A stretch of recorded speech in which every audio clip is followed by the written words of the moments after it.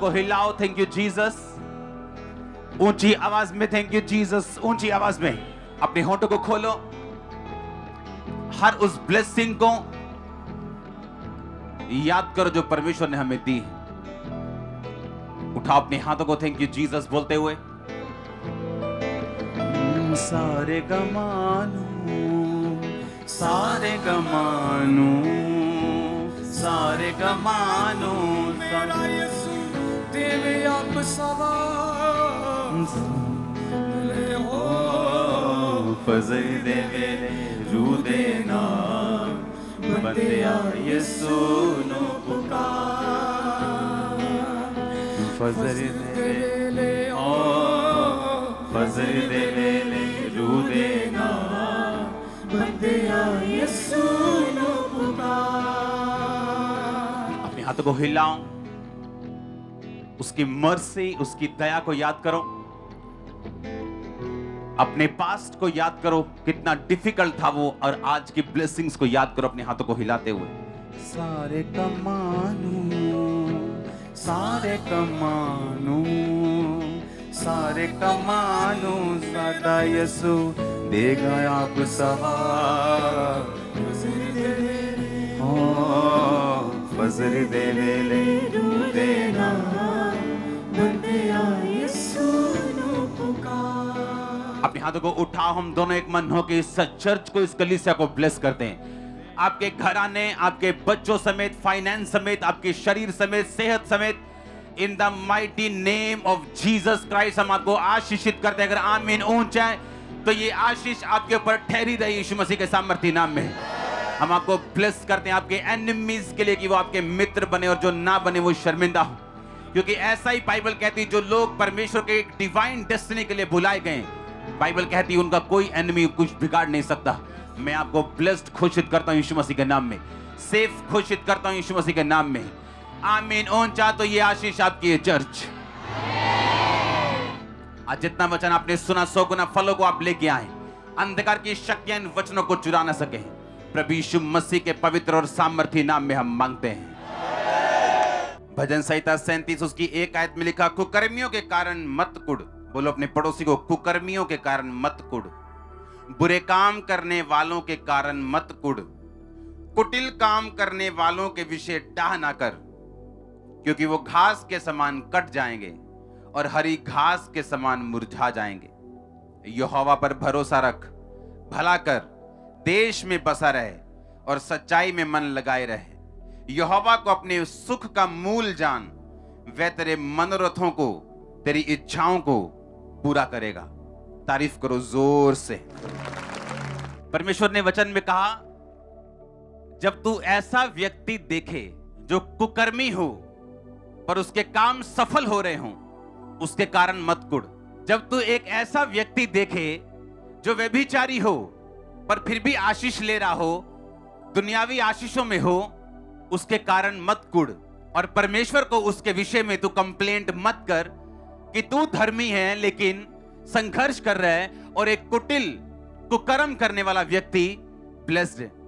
जो वचन आज आपने सुना, जब हम नूह के बेटों को देखते हैं तो जिस बेटे ने नूह को नंगा देखा था उसको श्राप मिला था, उसके वंश को मिला था श्राप। और बाइबल ऐसा कहती है, अगर आप ध्यान से बाइबल को पढ़ें, तब भी उस श्रापित वंश के सारे बच्चे दुनियावी तौर से आशीषित रहे बहुत साल। क्या आपने कभी गौर नहीं किया बाइबल में कि परमेश्वर अब्राहम को क्यों कहता था कि मैं तुझे कनान देश दूंगा? इजराइलियों को क्यों कहता था मैं तुझे हित्तियों का, अमोरियों का, यबूसियों का, कनान का देश दूंगा? क्या दुश्मनी थी परमेश्वर की कनान से? क्योंकि वो कनानी, वो हित्ती, वो सारे जितने आप वंश पढ़ते हैं जो परमेश्वर ने कहा था मैं तुमको दूंगा, वो सारे उसी बेटे के वंश हैं जिसने अपने बाप को नंगा देखा था। आप नीनवे देख लो, उसी हाम से निकला होगा, नूह के बेटे से। आप मिस्र देख लो, वो नाम आपको वहां मिलेगा। वही योना नबी नीनवे को गया था तौबा करवाने के लिए उनकी, क्योंकि वो परमेश्वर से दूर थे। और किसका वंश थे वो? उसी बेटे का जिसने पाप किया था। और अगर आप बाइबल की गहरी स्टडी करें, आपको मालूम होगा कि नीनवे जो शहर था उसको बार बार लूटा जाता था, बार बार वो प्रॉब्लम में फंसता था, बार बार उस पे अटैक होते थे, इसके बावजूद फिर भी उनका मन नहीं किया कि वो परमेश्वर की ओर मुड़े। इसलिए मैंने कहा कितना फायदेमंद है धर्मी रहना, क्योंकि एक पापी अगर आशीषित भी हो जाए तो बाइबल कहती है उसकी आशीष बनी नहीं रहेगी। और परमेश्वर धर्मी का ध्यान रखेगा, उसके वंश का ध्यान रखेगा। वो आज सफर कर सकता है, आज मुश्किल में हो सकता है, पर कल उसी का है यीशु मसीह के नाम में। मैं घोषणा करता हूं कल आपका है चर्च, वो आपके बच्चों का है, वो आपकी फैमिली का है। आमीन। ऊंचा तो ये आशीष आपकी है। इसलिए मैंने कहा कितना फायदेमंद है धर्मी रहना, क्योंकि पापी अगर फलवंत भी हो जाए तो वो कटने के लिए होगा। बाइबल कहती है जब परमेश्वर ने जल प्रलय के द्वारा सारी पृथ्वी का नाश किया, नूह और उसके 3 बेटे, उसकी 3 बहुएं और उसकी पत्नी बची, और एक लड़के से फिर पाप शुरू हुआ, और उसका कारण नूह खुद था। बाइबल कहती है उसने इतनी शराब पी कि वो बेसुध हुआ। इसलिए बाइबल कहती है मदिरा चाहना रईसों को नहीं फबता। अगर आप स्पिरिचुअली रईस होना चाहते हैं, मदिरा आपको नहीं फबती, वो आपके लिए नहीं बनी। शैतान जितने मर्जी आपको वचन से आपको एग्जांपल्स दे, लेकिन वो रॉन्ग ही रहेगा हमेशा। हालेलुया। और वो व्यक्ति जिन्होंने अपने बाप के नंगेपन को ढका, बाइबल कहती परमेश्वर ने उन्हें फलवंत किया, और आने वाले सभी देश ब्लेसिंग्स परमेश्वर ने उन लोगों के लिए रखी। वो आप देख लो, आपने धर्मी की साइड पे रहना है या अपने शरीर की इच्छाओं को पूरा करना है।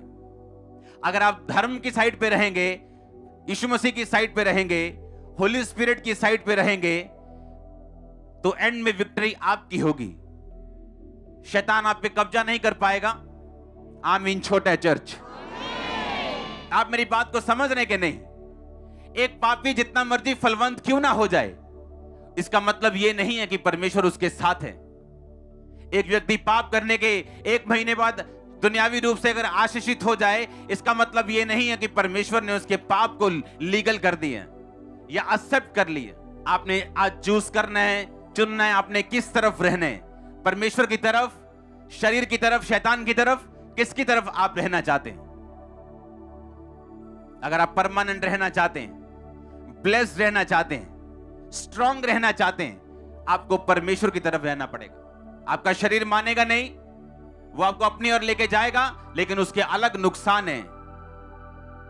आप सुरक्षा से बाहर हैं, आप अपने आप के ऊपर हैं। और कब तक चलेंगे अपने आप के ऊपर रहकर? जिस नगर की सुरक्षा यहोवा न करे, जागने वाले का परिश्रम व्यर्थ होगा, बाइबल कहती। आप तैयार हैं धर्मी रहने के लिए? देखो कितनी बड़ी इंकरेजमेंट है ये, कितनी बड़ी इंकरेजमेंट है बाइबल में कि उन लोगों का क्या हुआ जिन लोगों ने परमेश्वर का साथ नहीं रखा। कि जो लोग धर्मी रहे हैं, बाइबल में परमेश्वर ने उनकी सुधि ली है, इमरजेंसी में उनका साथ दिए, उनको छोड़ा नहीं, उनको त्यागा नहीं। और कई बार हम इतने मंद बुद्धि, या आप कह लो कि डंगर बुद्धि हो जाते हैं, पशु बुद्धि हो जाते हैं, कि हमें अपनी लाइफ के आसपास हो रही घटनाओं से यह समझ नहीं आता कि परमेश्वर हमें क्या कहने की कोशिश कर रहे हैं।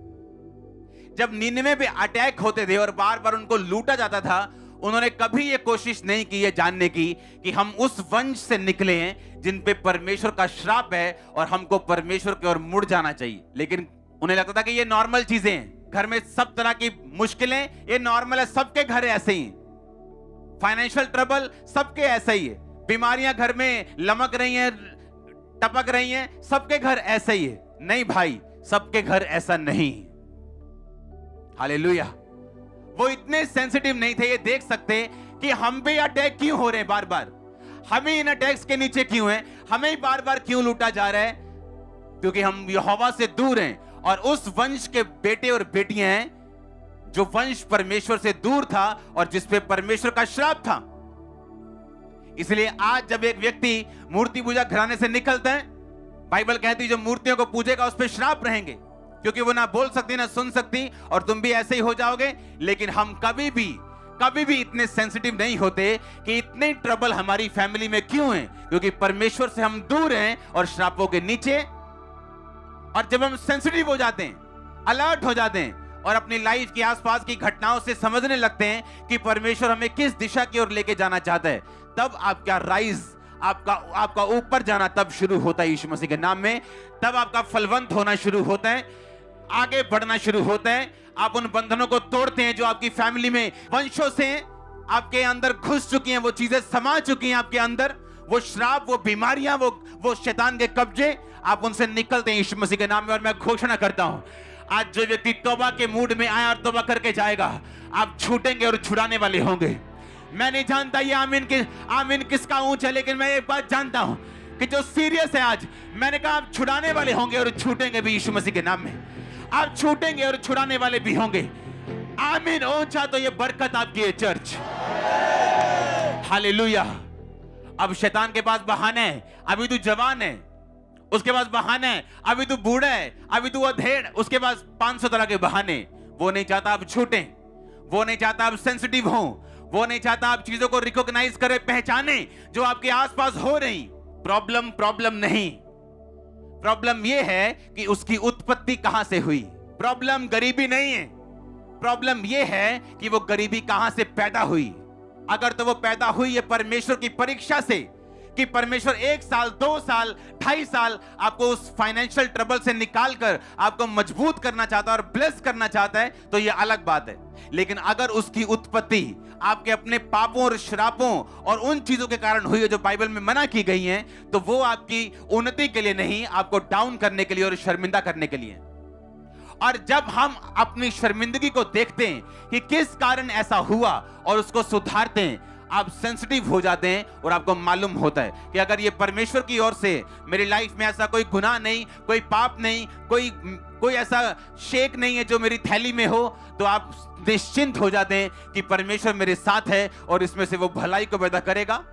और अगर ऐसा नहीं है, आपको मालूम है कहीं शेक है, कहीं गुनाह है, कहीं कमियां हैं, कहीं प्रार्थना नहीं है, कहीं गलत देखना है, गलत सुनना है, गलत बोलना है, तो आप उसको पहचानते हैं, अपने आप को सुधारते हैं, तब भी आप ऊपर जाते हैं और आपका राइज, आपका ऊंचा जाना शुरू होता है। परमेश्वर आपकी हेल्प करना चाहता है, वो आपकी लाइफ को बोरिंग करना नहीं चाहता, आपकी हेल्प करना चाहता है आप अपनी डेस्टिनी को पकड़ सकें। वो आपकी हेल्प करना चाहता है आप आगे बढ़ सके, आपकी हेल्प करना चाहता है आप दूसरों की हेल्प कर सकें, अपने परिवार के मूसा और एलिया बन सकें। वो आपकी हेल्प करना चाहता है। और यीशु मसीह के नाम में मैं आपको मसा करता हूं, अपने हाथों को उठाओ, रिसीव करो, बोलो आई रिसीव।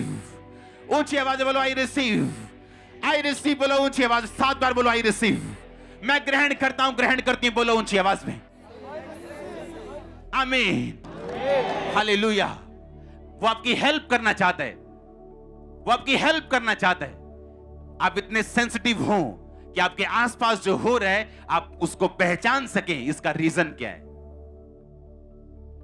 निनवे का राजा ऐसा आया, एक बार सेंसिटिव आया, पहचान सका कि ये मैसेज जो परमेश्वर का है, बंदे बन जो, टाट पहन लिए,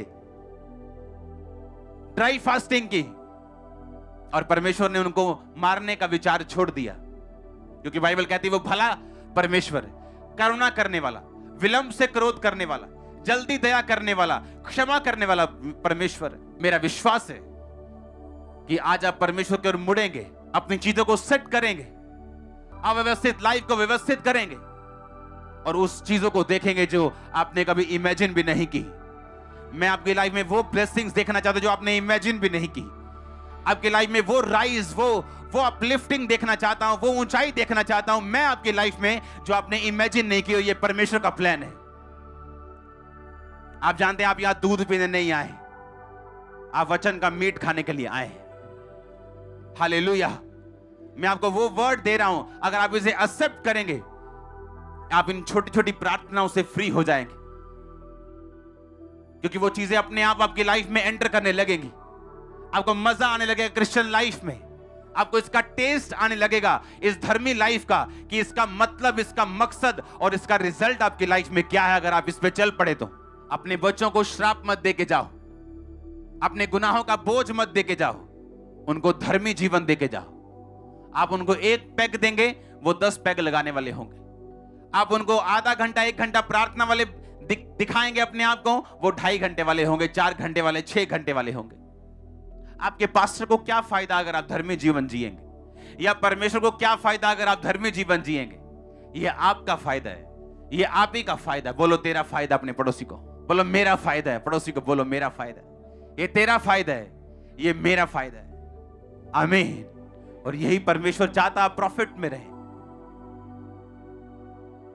भक्ति सब कामों के लिए लाभदायक। भक्ति मीन गॉडलीनेस, गॉड की तरह सोचना, देखना, चलना और सब काम करना, सब कामों के लिए लाभदायक। आप जब ऐसा चलते, देखते, सुनते, सब काम करते जैसे परमेश्वर करे, बाइबल कहती है आप सब कामों में लाभदायक। आपकी हर एक चीज लाभदायक, आपका हर एक किया हुआ काम प्रॉफिट में होगा। आमीन। छोटा है, ब्लेसिंग रिसीव करो, ब्लेसिंग रिसीव करो। आमीन। ऊंचा आशीष ऊंची चर्च। हालेलुया। तैयार हैं आप? तैयार हैं उस प्रेयर को रिसीव करने के लिए? आप परमेश्वर के साथ एक मन हो जाएंगे। आप जब प्रभु के साथ एक हो जाएंगे, आप शैतान को डांट सकते हैं। वो लाइफ जो प्रभु को पसंद नहीं, वो जी के आप चर्च में आके और फायर फायर बोलेंगे, उसका कोई फायदा नहीं। हालेलुया। आप अपने पास्टर की प्रार्थना से हील तो हो सकते हैं। ऐसे लोग जो खुद वचन में नहीं खड़े, चंगे हो सकते हैं, ब्लेस्ड हो सकते हैं, पर मेंटेन नहीं उसे कर सकते। उसके लिए आपको खुद आपको विश्वासी और संपूर्णता में चलना पड़ेगा। आमीन। हिलाओ अपने हाथों को। Thank you Jesus. हिलाओ हिलाओ हिलाओ अपने हाथों को।